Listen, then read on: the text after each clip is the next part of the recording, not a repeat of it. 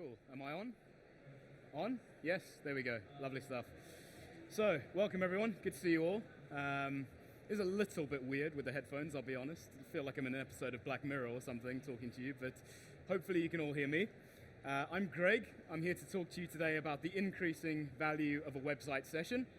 And that probably seems like a bit of a strange title or concept, really, because a session is the most basic metric that we think of as marketers, right? When we think about the visibility of a website or how many eyeballs we've got on us as a brand, a session really is the most basic metric or concept to us. But behind each session is a person, unless it's a bot. And I want to make the case to you today that the scarcity and the cost of website sessions from quality traffic sources, so sources of traffic that we've always relied on as digital marketers, the scarcity and the cost of those sessions is only going up due to lots of external factors that are beyond our control, and I'm going to lay out 5 key ones today. But before we get into any of that, a bit about me. I'm Greg, I'm the head of marketing at Leadu. We've got a stand in the back. If you saw a 6'7" man walking around with a sandwich board saying contact forms don't work earlier, he's part of Leadu. Come and see us, we're next to the data and analytics theater in the back.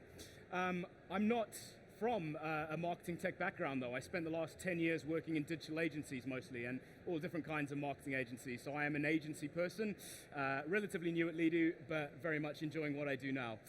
Grew up in South Africa, so there will be a twang that you'll probably hear in the voice. I live in Cardiff in Wales. My partner is Italian, so there will be a lot of hand gestures in this talk. Leadu are a Finnish company, so we are headquartered in Helsinki, but the UK is increasingly our biggest and our fastest growing market, which is why I'm here as the head of marketing. And secretly, deep down, I'm American because I love country music and I love the NFL. So, you might be thinking, Greg, this sounds kind of interesting, but sessions are everywhere. More and more people use the internet every year, right? And more people spend longer and longer in their online buying journeys. They spend more and more time checking out websites. And you'd be right, there are more sessions than everywhere. I'm not here to make the case to you today that the total number of sessions on the internet is going down. I'm here to make the case to you today that quality sessions, quality measurable sessions for us as marketers are getting harder to acquire and therefore their value is going up. And the first reason is because of the rise of zero-click searches. So organic search traffic is almost by definition a quality source of traffic for us as marketers, right? If somebody types something into a search engine and our results show up near the top of that page and we are serving a response or answering a question they have or giving them a reason to click on our website to come and find out more about the thing they searched for, that is almost by definition quality traffic, okay? Might be low intent, but it's good quality traffic. One big factor that is driving up the value of sessions to us as marketers is the rise of zero-click searches. Now, this is normally the bit in the talk where I ask people to shout out a guess for what percentage of searches in Google every year are zero-click searches. And a zero-click search is where somebody searches for something in Google or another search engine. They see a list of results pages like you do every time you search for something, but they don't click on any website, either because they don't want to or because Google has served the results in such a way that it answers their query without the need to go onto my website, your website, anybody else's website to find out more information. I normally ask people to take a guess on what percentage of Google searches are zero-click searches, but because we're in Black Mirror, I don't think this is going to work very well today. When I do this talk, I get guesses from 5% to 80% of searches on Google, and the answer is nobody knows how many zero-click searches there are in Google, okay?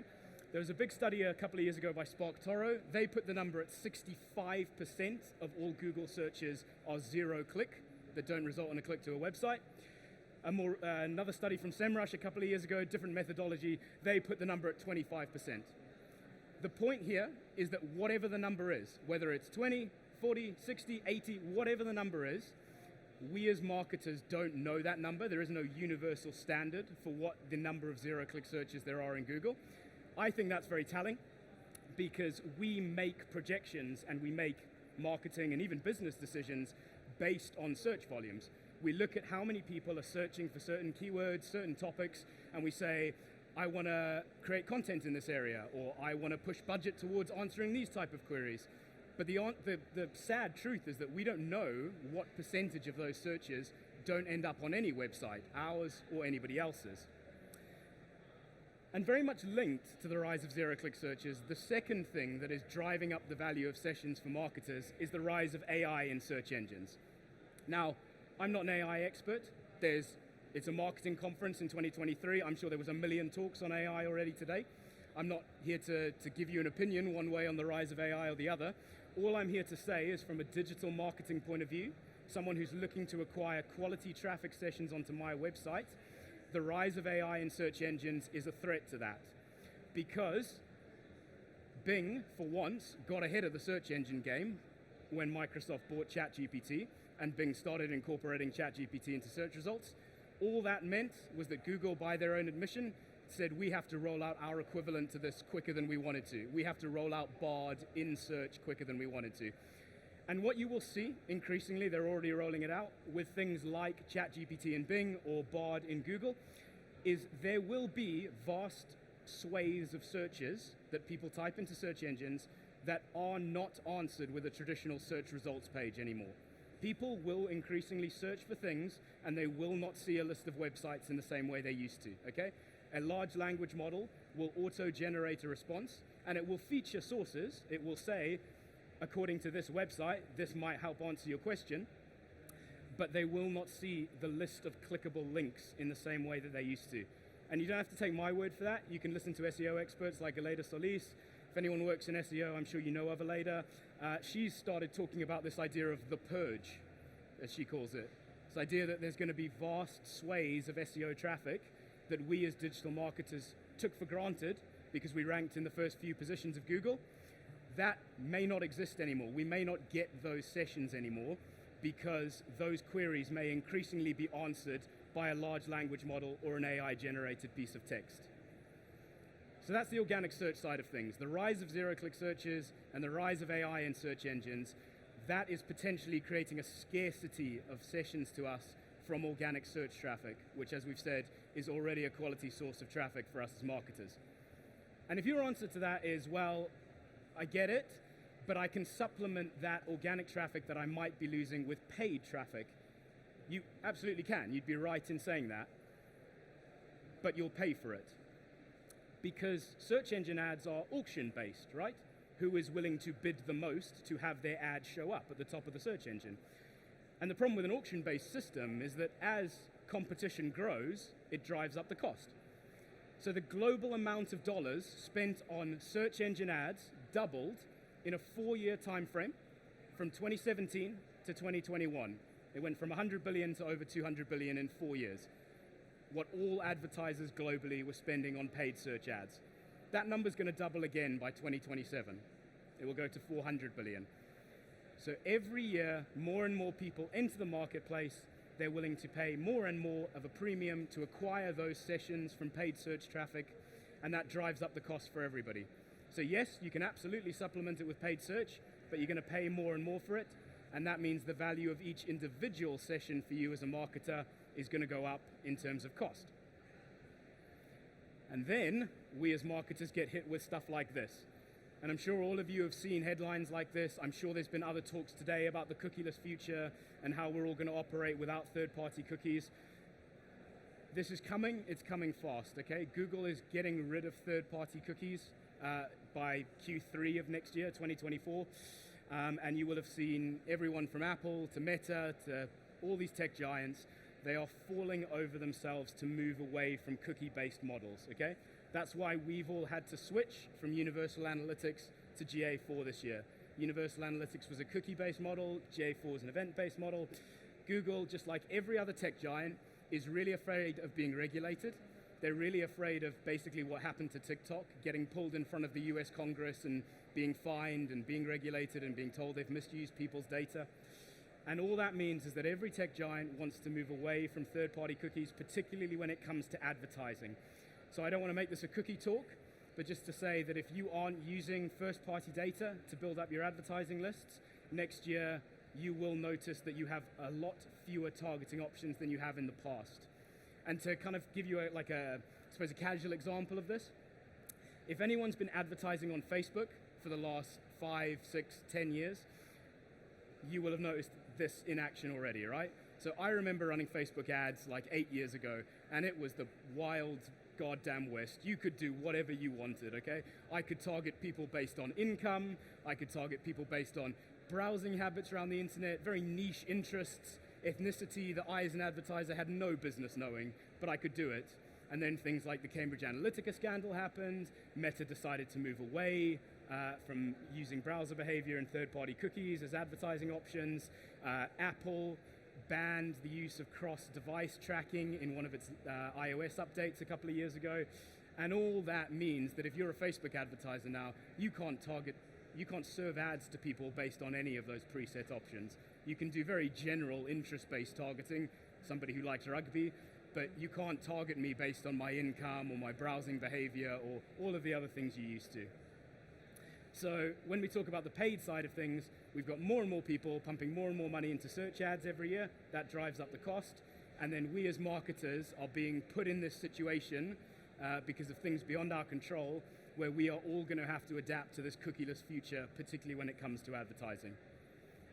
And the fifth and final reason I want to point out in terms of why the value of sessions is going up to us as marketers is the rising cost of links.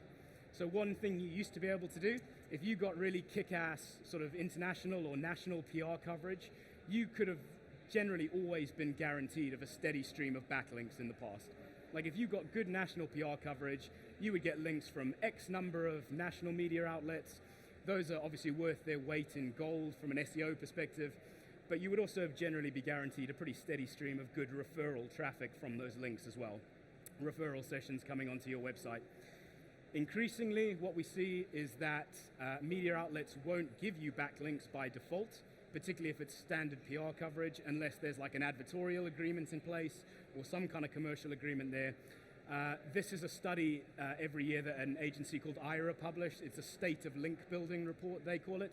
And their finding from this year, one of their findings, was that even in a year when people spent more on digital PR and link building than ever, more money, more resources, everything, it was typical for digital PR campaigns to generate less than 10 links. And that's because media outlets increasingly won't give you links, they won't give you referral traffic unless you have a commercial agreement in place. So, that was a very quick rundown of kind of 5 big reasons that I think are increasing the value of sessions to us as marketers.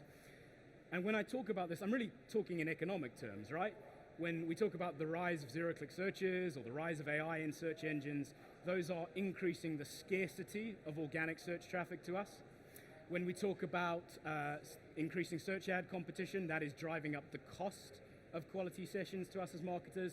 And when we talk about the cookieless future or the rising cost of links, it's increasing both the cost and the scarcity of sessions to us as marketers. And if anybody did a basic intro to economics course when you were in high school, you'll know that when the cost of something goes up or the scarcity of something goes up or both, its value goes up. So the increasing value of sessions is really in economic terms for us as marketers. So what are we meant to do about this? What should our response be? And commonly, and I am more guilty of this than anybody because I worked in digital agencies for 10 years, as I told you at the start, the most common response from a marketer is to look at a month-on-month or a quarter-on-quarter report, to look at where traffic is up or down, and to make short-term decisions based on that. So to say, this quarter, we're seeing less organic search traffic because our click-through rates are down because of the rise of zero-click searches. Or this month, my paid search traffic was down because there's more competition in my marketplace. How can I look at other forms of paid traffic to supplement paid search ads? And the problem with that is, apart from being a very short-termist view of marketing, the end goal of marketing should never be about traffic levels. The end goal of marketing should be to get as many leads, conversions, sales, commercial outcomes as we can, particularly if we work in digital marketing through our websites. We want our websites to be a source of new business, leads, opportunities, commercial outcomes for us. And if we just focus on where traffic is up or down or where the threats to traffic are, we miss such a big piece of the pie because we're only focused on, well, if I can get traffic back to the level it was, my website will convert people in roughly the same way it always has, and I'll end up with roughly the same number of leads as I was getting through my website. But while traffic is a means to an end for us as marketers, our end goal should never be just about traffic. And we at Leadu are really passionate about this because we think that just focusing on traffic means you miss a much, much bigger piece of the pie. And the bigger piece of the pie is that the average conversion rate for a website on the internet across all sectors is around 2%. 2%, I don't know what your website converts at, but the average across B2B, B2C, everything is about 2%. Okay? So that means 98% of website visitors go onto websites and they leave without converting. They leave without doing the thing you want them to do. And a conversion can mean anything to anybody. For us, one of our main conversions is booking a demo.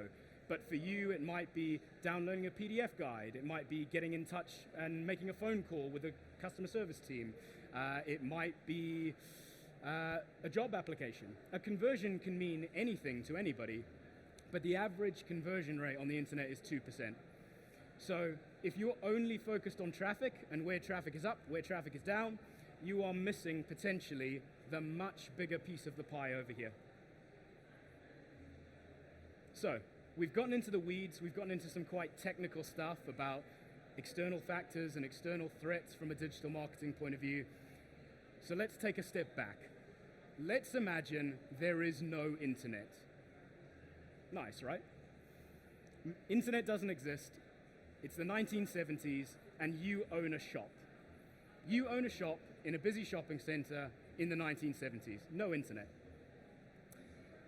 But there's a number of external factors. There's things happening in the shopping center that are making it harder for you to get people into your shop specifically.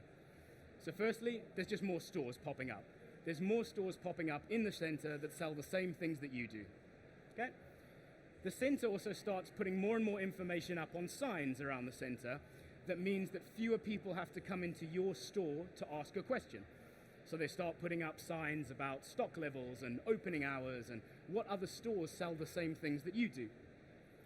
And then the center just flat out stops telling you about customer behavior. They stop telling you about the demographics of people in the center, and they stop telling you about their buying habits. And the eagle-eyed among you will see those are all analogous for some of the external threats we've talked about from a digital point of view. But remember, there's no internet. So all of these things are happening in your center, but it isn't lost. All's not lost, because next door, the shop next door to you hires a really ambitious young sales assistant. And you find out, probably because the shop owner won't shut up about it, that sales assistant is increasing the likelihood of people who come into that store buying something by 70%. Okay? You've got a choice. Do you put your resources and your time and your energy into solving the traffic or the footfall problem that the center is creating for you? Do you spend your time trying to get more people into your store even though the environment is making that more difficult? Or do you hire a customer assistant of your own? And when you put it like that, most people would say, yeah, of course I would hire a customer assistant. Most people would probably say, I'm going to poach next door's customer assistant, right? And to bring it back to a digital context, that sales assistant, that customer assistant exists.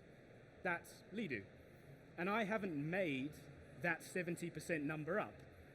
We do a big study every year where we take all of our Leadu clients and we see how much we've increased their conversion rate by having our tools on their website. And the average last year for more than 800 of them was 74% over their base conversion rate. A 74% increase in conversion rate. So to go back here, we're in an environment where the shopping center is creating an environment where it's more difficult to get footfall, to get traffic into our digital storefront. Do we look at this as a traffic problem, or do we get a customer assistant of our own? I'm not going to go into all the ins and outs of Leadu. We have a stand at the back right next to the Data and Analytics Theater. Please come and see us. There's a lot of lovely people who are more than happy to talk to you about our tools and how they work.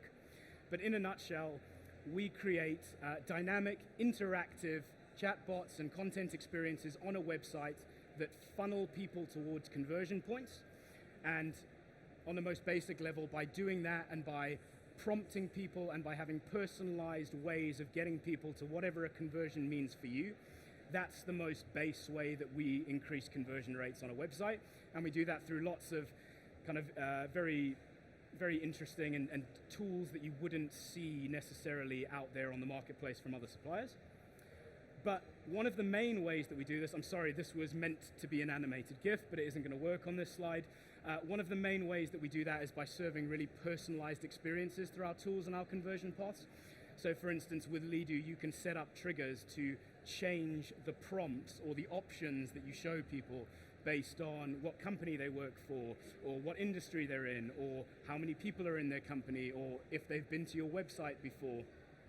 And by creating these really personalized experiences, there's a lot of research to suggest that people now expect personalization on websites, as in if you can't give someone an interactive or a personalized experience based on their behavior, it's a bit of a turnoff for people in some cases. And by creating these hyper-personalized experiences, that's another way that we drive people towards making a conversion. And then all of this data, all of this analytics, all of these insights are stored in the Leadu backend. And you can pass them into a CRM system. So for instance, if you go onto my website now, you go onto the Leadu website from your work laptop, I'll be able to see that, sorry, what's your name? Kemal from, I can't read your company name, sorry, but Kemal from whatever company you work for, you've come onto the Leadu website. I'll be able to see what pages you looked at, what conversion journeys you went on, where you dropped off in those journeys, if you completed any of them. And if Sammy, who's one of our salespeople, is looking to sell to you, if you're on his prospect list, that information will be passed to him via the CRM. So next time he strikes up a conversation with you, he can say, hey Kemal, saw you reading our conversion rate blog. Did you find this insight in there interesting? And so by having the front end funneling towards conversions and passing all of that information into the back end and to sales teams, that's why we brand ourselves as an end-to-end conversion platform. So from the start to the end, we increase conversion rates. But back to the talk, and just to kind of put into practice, to put into concrete numbers, why we think you should focus on leads and opportunities through your website from a conversion point of view and not a traffic point of view.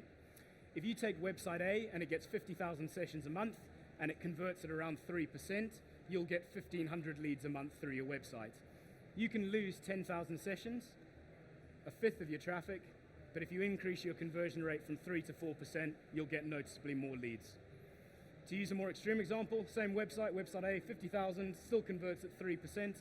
You can lose almost half your traffic. You can lose 20,000 sessions a month. If you increase your conversion rate 70%, which is our average, you go to a 5.1% conversion rate, you will still end up with more leads from almost half the traffic. If I can leave you with one thought today, do not think of leads and conversions purely from a traffic point of view. Traffic is a means to an end, but if your website is not actively converting the people that you're spending all this time and money and resource to get onto the website in the first place, you are missing the bigger piece of the pie. And again, to just bring this home to real life, this is DTech, this is a Leadu client. If you come and see us on the stand, we'll happily show you their Leadu tools in action. The 12 months before Leadu, so 2020 to 21 at the top, they had 30,000 sessions in a year, so not a high traffic website at all. They had 30,000 sessions over the course of a full year on their website. They had about 100 conversions from that. In the 12 months after getting Leadu, their traffic dropped. It went down slightly to 28,000 sessions, but because with our tools they were able to 5 times their conversion rate, they ended up with more than 650 leads. Again, this isn't a traffic issue for me. This is a conversion issue and how you engage and how you convert people once they are on your website. So, Leadu's mission, if you've never heard of us, is to create highly interactive, highly personal, highly fun website experiences that convert people, that drive them down the funnel. And we believe that by doing that, for us as marketers, we can save you time, we can save you resources, and we can save you a flippin' big headache, because you don't have to worry about those 5 massive factors, those things that you can't control, that are affecting the number of leads and the number of sessions coming onto your website. If you want to connect with me on LinkedIn, please do. If you want to explore the Leadu website for yourself, please do. If you're interested in finding more, if you want to see the tools in action, if you want to see how does this really work, come and see us next to the data and analytics stand. As I say, there's a 6'7" guy with a sandwich board. You can't miss us. And I'm going to hang around here if you want to ask me any questions afterwards. But thank you all for your time. Really good to see you.